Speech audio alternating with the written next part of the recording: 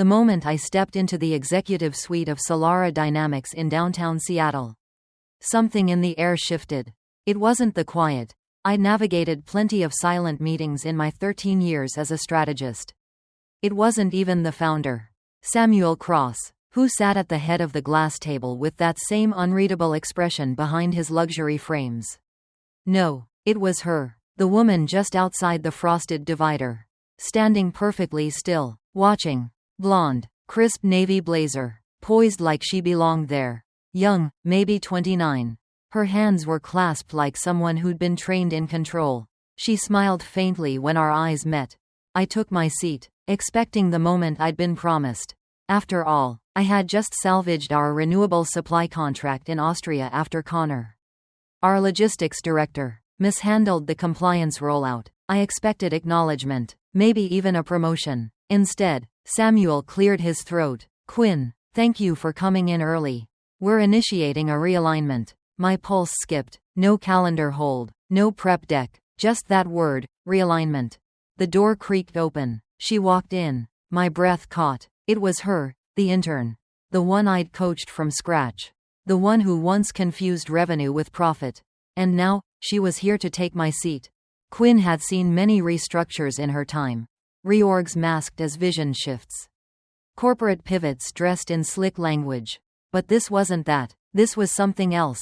Something colder, calculated. As the young woman stepped confidently into the room, Quinn's eyes followed her every movement.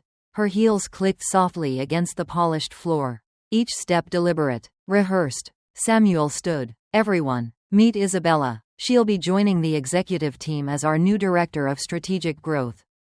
Quinn's stomach dropped. Director? That had been her title, unofficially, since last quarter, when she'd rewritten the entire fiscal risk model after a surprise import tax nearly bankrupted their East Coast division. She hadn't just forecasted the issue. She'd prevented a $12 million revenue shortfall. That model now lived in the CEO's talking points. And Isabella? 3 months ago, she was in onboarding, fumbling through internal reporting systems and needing step-by-step instructions just to build a summary slide deck. Quinn had mentored her, patiently, generously. She'd stayed late teaching her pivot tables, how to translate analytics into executive-level storytelling. And now, here she stood, accepting a title Quinn hadn't even known was vacant. Quinn tried to breathe through the rising static in her ears. She opened her mouth to speak. But Samuel kept talking. She's also family. My daughter. I think it's time we started shaping Solara's future with the people who will be here to protect the legacy. There it was. A seismic shift disguised as succession. Quinn sat motionless, her hands gripping the arms of the chair. Not even a glance toward her. Not a word of thanks. She wasn't being transitioned. She was being erased. The meeting resumed like nothing had happened. Isabella took notes. Samuel moved through slides that Quinn had created. Without attribution, the room treated it all as normal. At one point, Quinn's assistant, Zoe, poked her head in. Her eyes flickered between Quinn and Isabella. She looked apologetic. Then she shut the door without a word. It hit Quinn then. This wasn't sudden. This had been building. Isabella had been watching from the shadows, quietly studying her. The lunchroom conversations, the closed-door budget debates, the heated late-night calls to Europe. All of it had been a silent classroom. And Quinn had been the unwitting instructor. The meeting ended without so much as a handshake. No questions, no ceremony. As the others filed out, Isabella remained behind, packing up her sleek tablet, acting like she'd always belonged. Quinn stood. Her legs wobbled slightly. She straightened her blazer and turned to leave. Quinn, Samuel called behind her. Can you send over the revised pipeline projections before end of day? Isabella will be taking over presentation duties next week. It was a gut punch. Not a request, an instruction. As if she were still on the team. As if she were still useful. As she exited the boardroom, Quinn felt the weight of it settle in her chest. This wasn't a miscommunication. It wasn't temporary. It was execution. By the time she reached her office, the one with her name still etched into the glass, her email access had already been restricted. Her badge still worked, for now, but she could feel it. The walls were closing in. She closed the door, her hands trembling. She looked around at the shelves lined with neatly categorized project files. Her bookshelf curated with titles she referenced daily, and the framed photo of her and her mother from last summer's treatment milestone. Her mother had been bald, smiling, holding up a bell with a shaky hand, cancer-free after a brutal fight. That day, Quinn had promised, "As long as I'm at Solara, you're covered, best insurance in the market. You'll never have to worry." Now, she stared at the cabinet where she kept that promise printed and highlighted, the very benefits plan she had helped write. Her phone buzzed, a single Slack message from Leo, a colleague on the European development team. Didn't know what to say in there.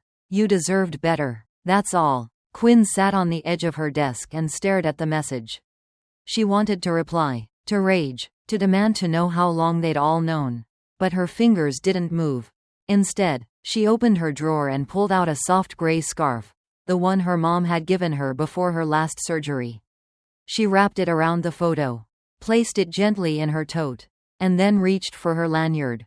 Her badge glinted under the office light, Quinn Langston, Chief Strategy Officer. For the last time, she slid it from her neck. She stepped into the elevator. Heart racing, pulse in her throat, she pressed the lobby button. Beep. Access denied. She stared at the reader. Swiped again. Beep. Access denied. A sinking feeling pooled in her stomach. Her skin prickled. The rejection wasn't just corporate. It was personal. The system itself was spitting her out. The security guard, a kind man named Owen, appeared in the corner of her vision. He frowned, scanned his master keycard, and the elevator doors slid open.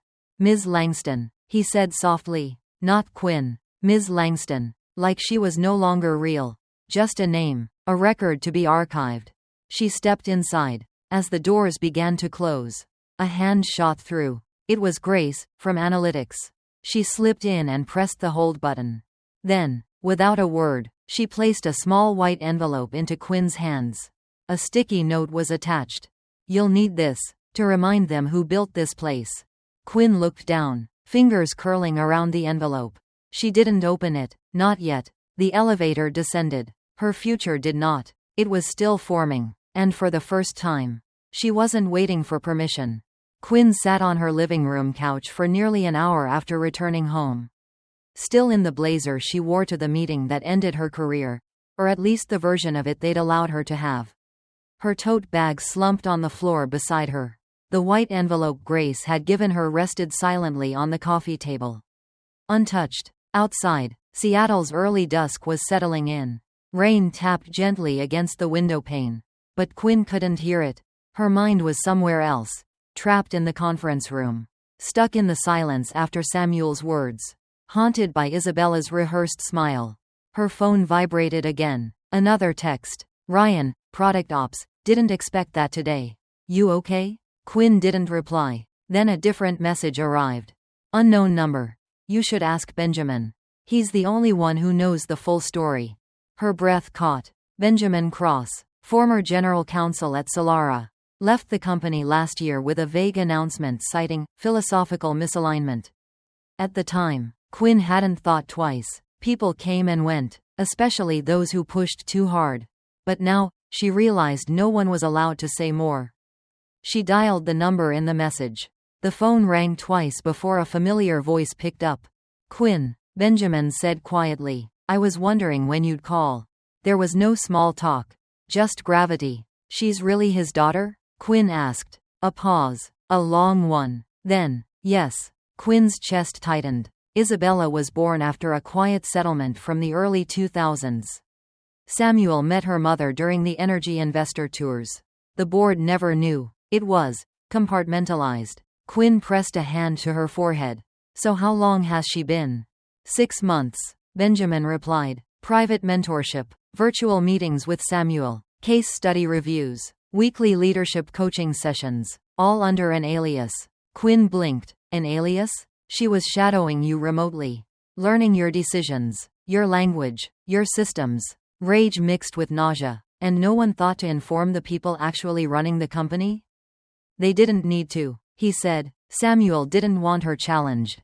He didn't want questions. "You were the only potential obstacle." Quinn felt the ground beneath her shift. She hadn't just been replaced. She had been groomed out, rehearsed out, erased, while still there. Benjamin continued. There's more. Last November, while you were in New York for the climate summit, Isabella visited the office. She was introduced as Samuel's niece. Walked the floor. Sat in your office. I remember. Quinn whispered, her voice shaky. When I came back, one of my photos was missing. I assumed the cleaning staff knocked it over. No, Benjamin said. She took pictures. I saw it, smiling, sitting at your desk, like it was already hers. Quinn clenched her jaw. She stood and crossed the room, as if moving her body might help her outrun the humiliation. She wore my future before they even told me it wasn't mine anymore. There was nothing Benjamin could say to soften that truth. Because the betrayal wasn't just strategic, it was personal, intimate. It was designed. Before hanging up, he added, you should check the shareholder access logs. I think you'll find Isabella had a security credential before her name was ever put on paper. Quinn thanked him and hung up, though the word thank you tasted sour in her mouth. That night, finally, she opened the envelope. Inside was a USB drive and a single printed photograph. The photo stopped her cold. Isabella, in Quinn's office, sitting in her chair, holding a Solara Dynamics coffee mug with the company logo beaming toward the camera. Her feet were crossed beneath the desk. A file open in front of her. The date, November 14th. Scrawled beneath it in marker. The future of Solara. Quinn's breath hitched. Her eyes stung. But she didn't cry. She couldn't. She plugged the USB into her laptop. Inside was a folder labeled build_hist_Q_ Langston. Hundreds of files, strategy maps, product roadmaps, financial blueprints, all with Quinn's name listed in the metadata as original author. Every insight they'd used in recent board decks. Every play that had turned failing quarters into record-setting growth. All hers. Yet none of them bore her name anymore in the company's current systems. And that was when the next blow hit. Her inbox pinged, a notification from a Slack thread she'd forgotten she still had access to. Channel. #all staff. Sender. Isabella Cross. Subject. Let's talk about dead weight. It was addressed to the entire company. Over 400 people. Quinn clicked it open. The message was dressed in corporate polish. New era. Realignment. Streamlined leadership. But then came the words that shredded what remained of Quinn's dignity. We're finally shedding the relics. Some legacies belong in museums. Not in strategy sessions. You can't build the future with fossils. No name was mentioned, but everyone knew. She didn't even flinch. She just stared at the screen. Not with sadness, but with fury, cold and clear. Her cursor hovered over, reply all. She imagined unleashing every piece of knowledge, every asset, every mistake Isabella had made. But instead, she closed the laptop. 10 minutes later, her phone buzzed again. It was Mia, from her analytics team. Mia. Check Slack. Jonah just said something in the thread. Quinn reopened the app. The thread had mostly been reactions. Confused emojis. A few awkward comments. But one stood out. Jonah W. Senior engineer. We would be nowhere without her.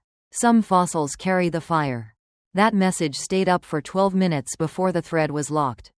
Deleted. Censored. But Quinn saw it. She took a screenshot. She printed it. And she taped it to her wall. That was the moment everything crystallized. They wanted her forgotten. But now she had fire. Quinn didn't sleep that night. She sat in her kitchen, lit only by the glow of the fridge light each time she opened it just to feel something. Her journal lay open beside her. Blank for the first time in weeks. No words could capture what she just felt. And yet too many crowded her mind to write any of them. On the fridge door, a magnetic calendar. Her mother had circled her next oncology visit in red. 2 weeks from today. Quinn stared at it, jaw clenched. That insurance plan she'd once crafted by hand, the one that guaranteed no treatment delays, was now void. She couldn't even call HR to appeal. She wasn't on the roster anymore. She didn't cry. She planned. There's a quiet power in surviving humiliation. A clarity born not from pride, but from necessity. Quinn opened her laptop. She didn't log in to Solara. She didn't dare. Instead, she searched her email archives. Her starred folder. There, buried beneath old project threads and forgotten thank you notes, was a subject line that now hummed with new meaning. If you ever want to build something that matters, call me, Avi Ventures. She'd ignored it once. At the time, Solara had been her future. Now it was a tomb. She clicked reply. Her message was short. I'm ready. Are you still building? A reply came within 20 minutes. From Elliot March. Subject: You're late, but right on time. 3 p.m. tomorrow. Video call. Partners will be there. She stared at the screen. Heart thudding, not from fear, but from the distant pull of something she'd long forgotten: belief. The next afternoon, Quinn sat in her small study, her back to the window. Sunlight cutting sharp across the desk. She wore navy. Clean. Professional. The color felt like armor. At exactly 3 p.m., the Zoom screen loaded. Elliot March, once Solara's head of R&D, forced out a year ago after pushing too hard to protect engineering autonomy. He had been branded difficult. Now, he was leaner, sharper, still fire in his eyes. Quinn, he said, smiling, took you long enough. I had to be erased first. She replied. His face didn't change. He just nodded. They do that, don't they? She leaned in. You said you're building something. What is it? Elliot shifted his screen. 5 other windows lit up. Engineers, strategists, one legal mind from a solar innovation lab. All former industry names. All burned or discarded by legacy systems that saw them as threats. What we're building, Elliot said, isn't just a startup. It's a correction. They called it Averone. A clean energy infrastructure firm with modular storage at its core and decentralized access as its vision. They had funding. They had frameworks. But they lacked one thing. You, Elliot said. We don't need another COO. We need the person who designed Solara's load balancing algorithm from scratch and wrote policy that made the entire boardroom nod. I'm not that person anymore. Quinn whispered. Yes, you are, he replied. You were never just a strategist. You were the compass. You still are. The silence that followed wasn't awkward. It was permission. And Quinn accepted it. I'm in, she said. No dramatic music. No cinematic fade out. Just a decision. Quiet. Absolute. In the weeks that followed, Quinn buried herself in Averone. They worked from a modest 5th-floor office in Seattle's Pioneer Square, no signage. No press. But across the plaza, looming like a reminder of the past, stood Solara's gleaming tower. If you stood by Averone's south-facing window, you could see Solara's 11th-floor boardroom, the very room where she had been silently replaced. Its symbolic friction, Elliot had joked when signing the lease. Quinn had smirked. He wasn't wrong. They kept her involvement quiet at first. On paper, she was listed as Special Operations Advisor. Internally, she was everything. Mia joined the team 2 weeks later. Badge returned. Haircut short. A flash drive in hand. They won't notice I'm gone, she said, but I will if I don't do something that matters. Her words hit Quinn like a memory she hadn't voiced. I'm done proving myself. I just want to build something that outlives me. Their product was leaner than Solara's, smarter. Not louder. A lithium-free storage system using adaptive routing technology Quinn had sketched 1 year earlier in a now-deleted Solara draft folder. It lived again here, only this time, under her name. Every night, she stayed late, drawn not by revenge, but by purpose. She diagrammed solutions on whiteboards while Mia debugged logistics code. Thai takeout piled up on the counter. Quinn was exhausted, but she had never felt more alive. And then, one morning, it happened. Her inbox pinged. From R. Monroe, Solara Ventures. Subject: Is there space for a conversation? She didn't open it. Not at first. She let it sit. She stood by the window, watching the light flicker on inside Solara's 11th-floor boardroom. And for the first time, she didn't feel the sting. She felt certainty. She clicked reply. There is, but the terms have changed. That afternoon, Averone received 3 new inquiries. 2 from angel investors. 1 from a former Solara engineer who simply wrote, "Heard Quinn Langston's building something. Where do I sign?" It wasn't a full circle. It was a new beginning. Not born of vengeance, but of vision. They had tried to bury her.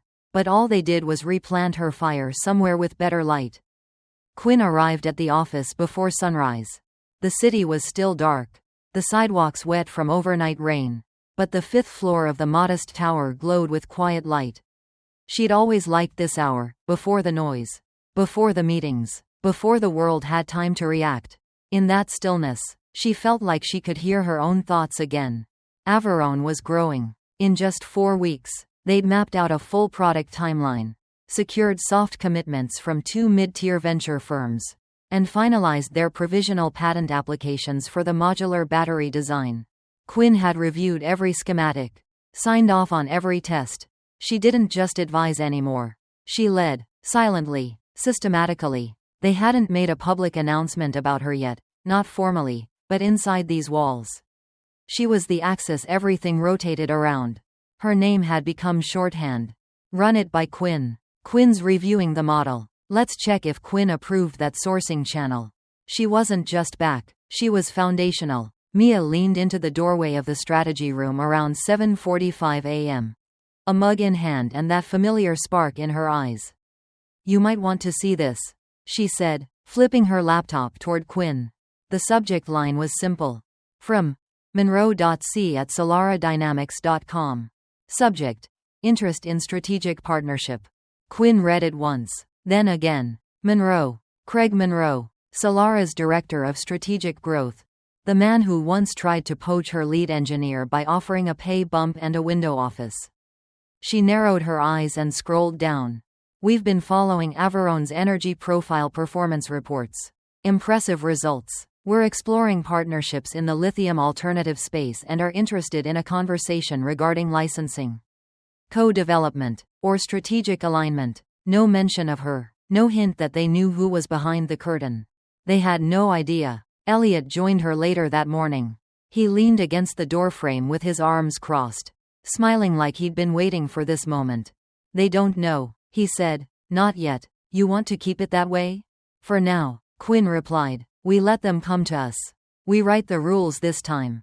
She responded through Averone's generic legal alias, setting up a call under a pseudonym, listing Renata Quinn, their stand-in founder, as the face of the company.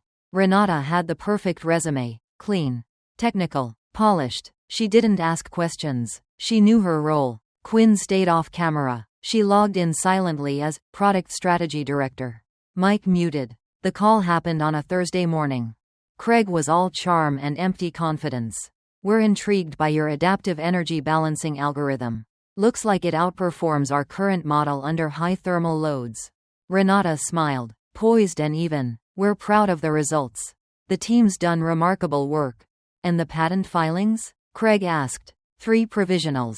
Final applications underway. He leaned forward, voice softening. We'd be open to equity stake conversations. Or even early acquisition. Quinn didn't flinch. Renata simply said, we're seeking partners, not owners. Craig laughed politely, but Quinn caught the flicker of irritation behind his glasses. He wasn't used to being told no. When the call ended, Elliot turned to Quinn. He's going to pitch it internally like a sure thing. Good, Quinn said. Let him. Over the next week, Solara followed up with increasing interest. Documents came in, term sheets, early-stage proposals, all addressed to the placeholder CEO. What none of them noticed was the contract language Quinn had buried in Appendix F, a single clause tucked deep in the licensing framework. Clause 18F. In the event of any leadership change at Averone Dynamics within 24 hours before or after contract execution, this agreement is rendered null and void. It looked standard, like legal boilerplate, but it wasn't. It was a tripwire, a safeguard designed by Quinn herself, one she'd used for years to protect volatile deals from corporate coups. Now, she used it for herself. At 11:58 p.m. the night before the signing, in a silent office with no celebration, no press, no applause, she signed one more document. Eliza Quinn Langston, Chief Executive Officer. Averone Dynamics. No memo, no announcement, just a timestamp. By 10 a.m., Solara had signed a contract that was already broken. They had no idea. Yet, that same day, Solara's lithium contract collapsed. A misstep, an oversight, A deadline missed by 4 hours triggered a delivery clause with Nexora, a notoriously strict Nevada supplier. Without Quinn managing the logistics calendar, which they had failed to update since her removal, the company was bumped to the back of the supply queue. No lithium for 2 quarters. Production froze. Quinn found out not through espionage, but because someone had forgotten to remove her email from Nexora's CC list. The automated notification came through a shadow archive inbox she'd never closed. Subject line: Order hold. Please confirm new recipient. Shipment window missed. Access denied. She forwarded it to Elliot with a single note. Still cleaning up after them. Just not quietly anymore. His reply came 10 minutes later.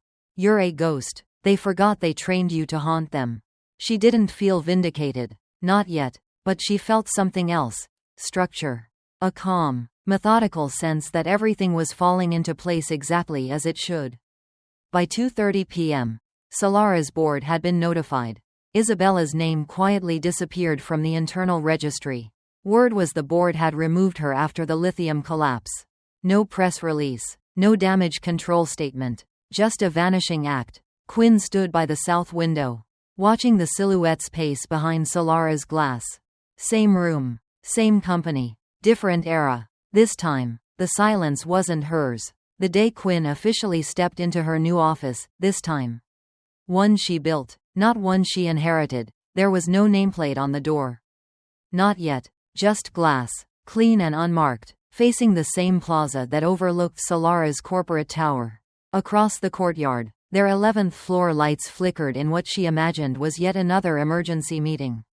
She didn't look long. Not anymore. Inside Averone, the energy had changed. Not chaotic, not electric, focused. People didn't walk faster, they walked straighter. There was a rhythm now. A kind of synchronized momentum that only came when a group knew exactly who was leading them, and where they were going.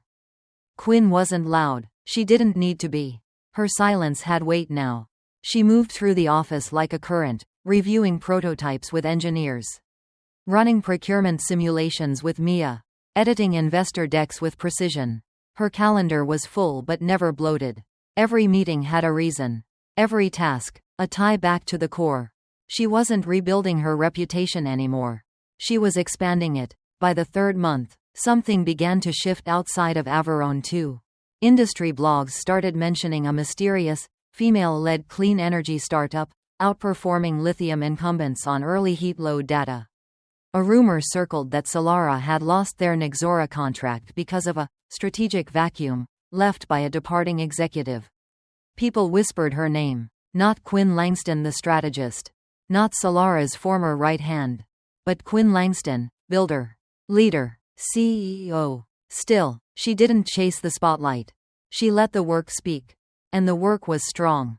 Averone filed 3 full patents by month 4. One of them in Quinn's name alone. Her modular configuration protocol that bypassed the need for rare earth metals entirely. It wasn't flashy. It was correct. And that, Quinn always believed, was stronger than hype. One Thursday afternoon, Elliot knocked softly on her door. He held a folded paper in one hand and a coffee in the other. From the lobby, he said, someone dropped it off by courier. No name. Quinn took the envelope and unfolded it. Inside, a single sheet of paper. Typed, clean. It read, "We're watching. You haven't just built a product. You've built a philosophy. Stay the course." No signature. No header. Just conviction. Quinn didn't smile, but she felt seen. That night, she walked the perimeter of the building by herself, through the dim halls that still smelled faintly of paint and plywood. At one point, she paused at the framed whiteboard near the design lab. The one where Jonah had scribbled his first flow diagram for the energy routing system.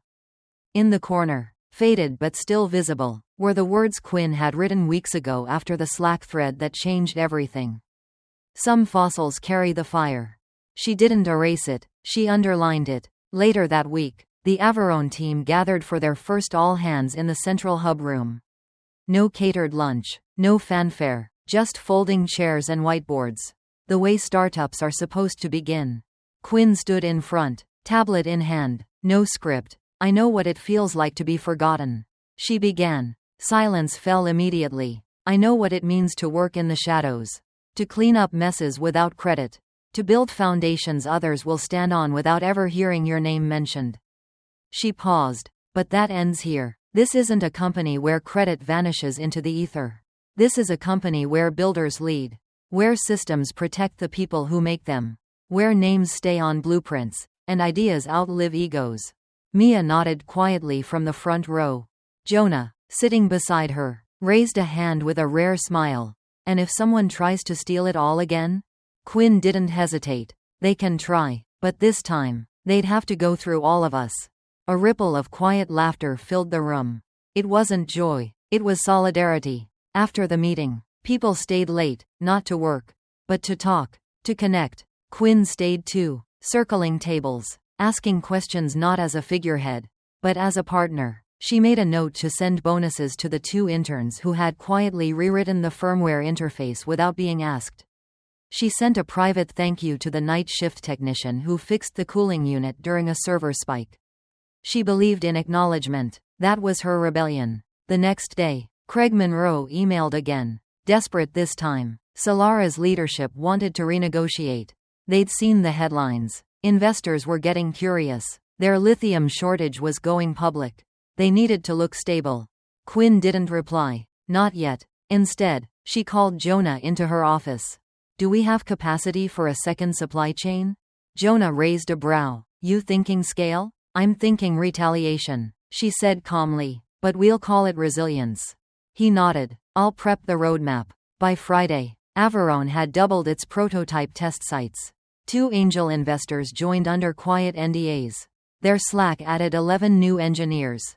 2 came from Solara. One of them sent a simple note with their resignation. I followed the fire. That night, Quinn sat by her kitchen window again. This time, not in silence, but with purpose.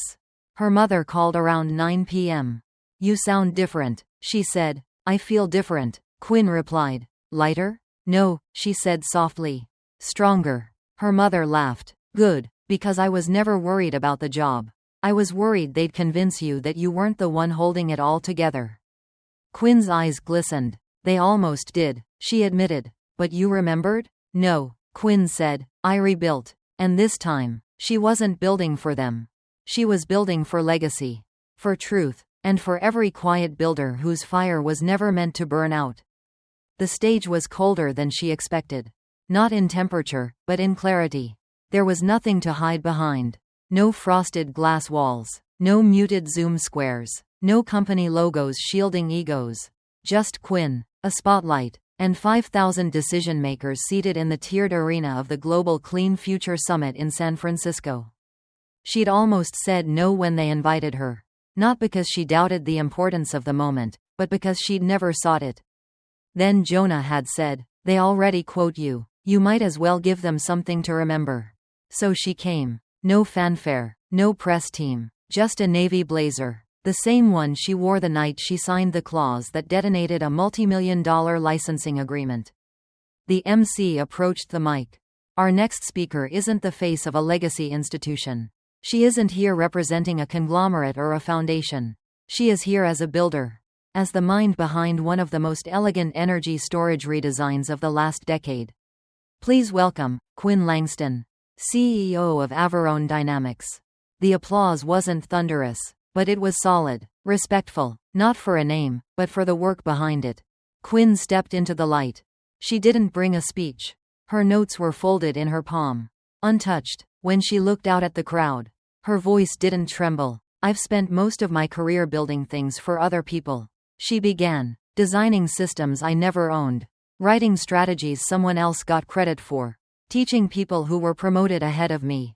A few murmurs in the audience. Some nodded. I was told more than once that I was irreplaceable, until the moment they replaced me. Laughter. Bitter. Familiar. But this isn't a story about being replaced. It's a story about being rewritten, by myself. She stepped forward, voice steady. Legacy is not what you inherit. It's what you leave behind on purpose. Averone didn't begin because we had capital, or press, or institutional backing. It began because a handful of people refused to let someone else dictate the terms of their erasure. She looked toward the far aisle. Mia sat in the second row. Jonah 2 seats beside her, wearing his usual quiet pride. We didn't raise our voices. We raised our standards. And in the process, we built something they couldn't buy, bend, or bury. Quinn let the silence stretch for a moment. Not to dramatize, but to allow it to land. And for anyone in this room who's ever been told you're too quiet, too technical, too invisible to lead, remember this: systems don't build themselves. And those who write the infrastructure of progress deserve to be seen. She folded her notes, didn't look at them once. Thank you. This time, the applause was louder, sharper. It didn't erupt like fireworks. It rose like a tide. Afterward, backstage, she stepped into a narrow hallway where organizers were coordinating press briefings. A young production assistant approached, headset tucked behind her ear, tablet in hand. Ms. Langston, 5 minutes to Bloomberg. Then TechCrunch. Reuters is flexible if we run late.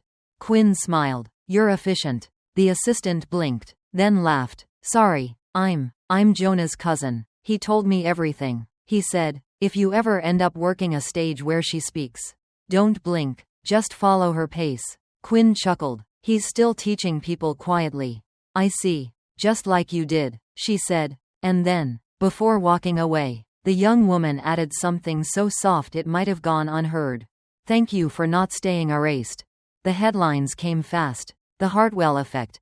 How Quinn Langston quietly redefined corporate power. From fossil to fire. The strategist who outmaneuvered an empire. Clause 18F goes global. Legal playbooks everywhere revisit fine print.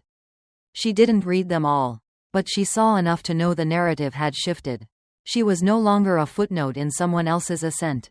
She was the headline. Investors came calling. So did 3 countries' energy ministries. Averone's waitlist for licensing conversations tripled in 6 days. Craig Monroe, the man who once ignored her in a budget meeting, was reassigned to special projects after Solara's board absorbed the full impact of their failed contract. Isabella Cross? Her LinkedIn went private. Her PR team stopped responding to inquiries. And by the following quarter, her name no longer appeared in any internal filings. They hadn't just lost a deal. They'd lost the future they thought they could plagiarize. 3 weeks later, Quinn visited the park across from Solara's tower. She didn't do it often. But something pulled her there that day. The bench she'd once passed in silence was still there. On the back panel, laminated and neatly taped, was a single quote: "We would be nowhere without her. Some fossils carry the fire." She touched the edge of it. The tape now slightly curled. A quiet anchor in public space. A few feet away, a woman with a stroller sat watching. When Quinn turned to leave, the woman called after her. "Hey, are you?" Quinn smiled. "Probably." The woman stood. "I used to work in their logistics division. Before everything happened, you gave a damn about the ground-level teams. We noticed, even when they didn't say it." Quinn nodded. "I noticed, too." She didn't need more than that. Back at Averone, she walked into the lobby to find a delivery box waiting. No return address. No branding. Inside, a mug, Solara branded, cracked down the handle, and beneath it, one note: "Not everything stolen stays whole." Quinn didn't flinch. She handed it to Jonah. "Frame it." A few months later, Averone launched its first beta site, a smart grid energy storage facility built for a rural medical network in Arizona. No rare earth metals, no third-party licenses, just clean power, clean data, and a team that had built it together. The ribbon cutting wasn't televised. No influencers, just engineers, nurses, and families whose emergency backup systems no longer relied on a national grid that failed them every summer. Before leaving the site, Quinn stood near the utility shed and watched the panels absorb the lake desert sun. Not a word from her. But her name was engraved on the inverter housing inside. Not because she demanded it. Because they insisted. Power doesn't always arrive with noise. Sometimes it comes quietly. Signed in the margins. Coded in the systems. Laminated on benches. Stored in clauses. Lived, not just earned. And for the first time, Quinn Langston was not rebuilding from the ruins. She was building forward, with fire no one could take again. Thank you for choosing to listen to this story among thousands of stories out there. Like and subscribe to continue listening to the latest stories.